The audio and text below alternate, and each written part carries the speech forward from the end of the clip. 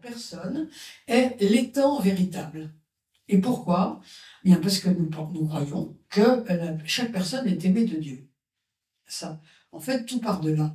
La dignité intrinsèque de chacun d'entre nous, c'est parce qu'il est aimé de Dieu. Notre humanisme, grossièrement, a deux caractéristiques. D'abord, il ne fait pas de hiérarchie entre les humains. Et ça, c'est quand même tout à fait typique. Je vais y revenir. Et deuxièmement, il respecte la distance autant que la présence. Alors, j'y reviens. Vous vous souvenez, Paul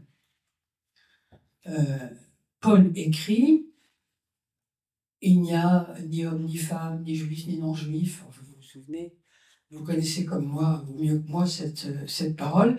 Nous sommes tous égaux devant Dieu, qui que nous soyons. Je vous rappelle quand même que dans le Coran, au contraire, on dit, sourate 4, je précise parce que sinon on dirait que j'invente, Dieu préfère les hommes. Donc, préfère les hommes par rapport aux femmes. J'entends que c'est quand même un petit peu différent.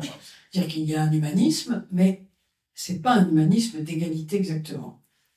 Et puis, il y a une deuxième chose très importante, c'est que notre humanisme est un humanisme d'absence autant que de présence. Alors, qu'est-ce que ça veut dire, ça?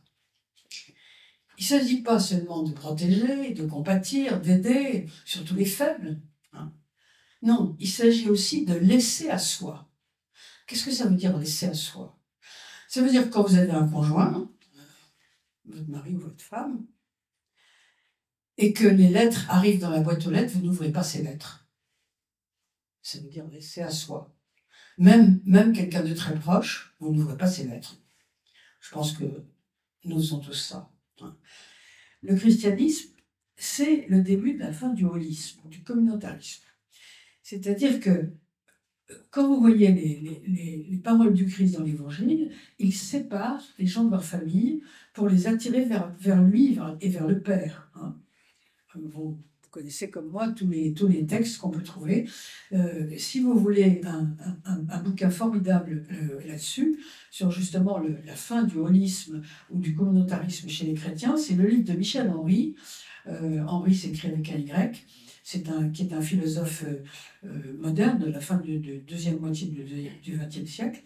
Ce bouquin s'appelle « Parole du Christ », parole plurielle. C'est un livre formidable qui montre comment justement le christianisme sépare les individus de leur communauté pour les rapprocher du Père avec un grand P, et donc crée déjà une forme d'individualisme. Bon, même si ce n'est pas vraiment un individualisme parce que la personne n'est pas considérée comme quelqu'un qui est entièrement seul, libre de tout lien. C'est quelqu'un qui est intégré à ses communautés. Je vais y revenir tout à l'heure.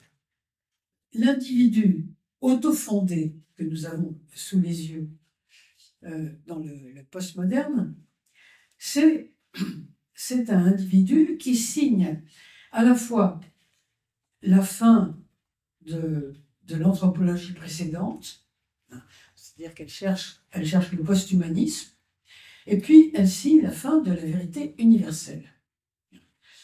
Vous avez pu remarquer que la vérité universelle, pratiquement, n'a plus droit au chapitre. D'ailleurs, on ne parle plus de vérité, on parle de narratif. Vous avez vu comme on utilise ce mot tout le temps. Quand quelqu'un dit quelque chose, c'est un narratif. Donc, autrement dit, c'est lui qui le pense, il est tout seul à le penser. Il pense ce qu'il veut. Ce sont des mythes, en fait. Autrement dit, nous sommes dans la société où, comme disait Arendt, tout est possible et rien n'est vrai.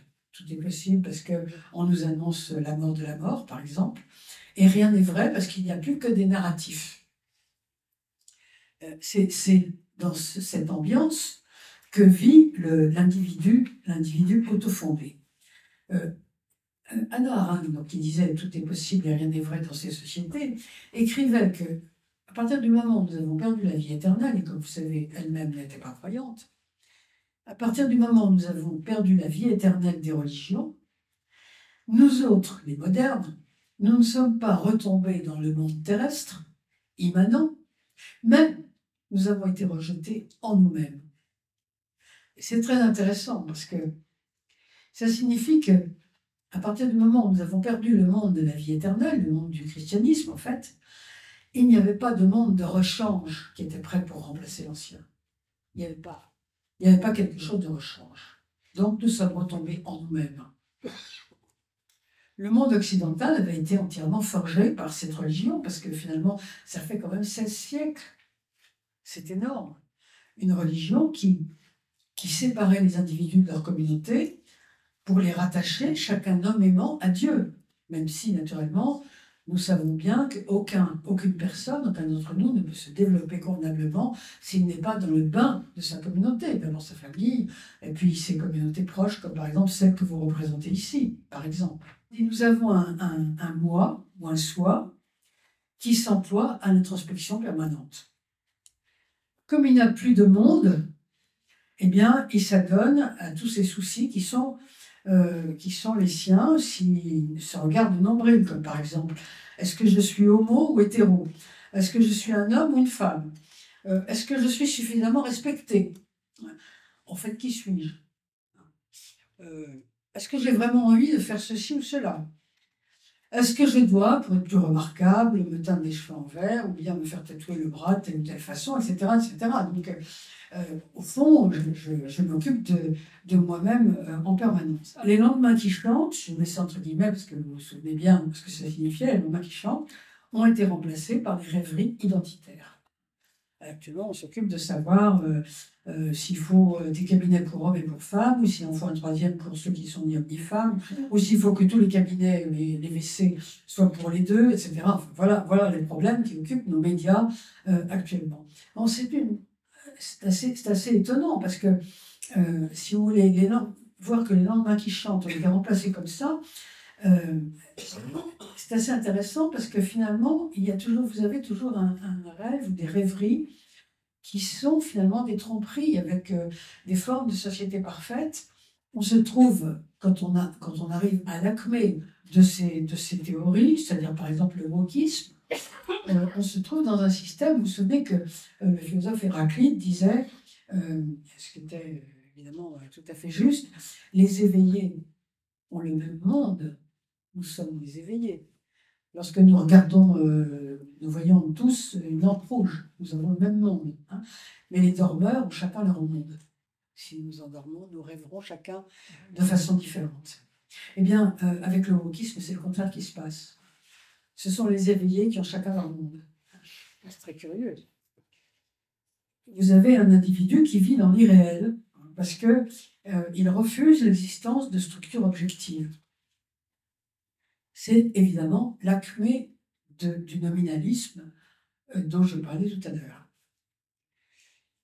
Alors, on en arrive donc à des sociétés qui sont hantées par ce qu'on appelle maintenant l'inclusion, c'est-à-dire qu'il n'est plus possible, ou on n'est plus capable de donner une définition à un groupe, il n'y a plus que l'individu qui existe. C'est une sorte de nominalisme généralisé qui a fait fuir complètement les formes communes.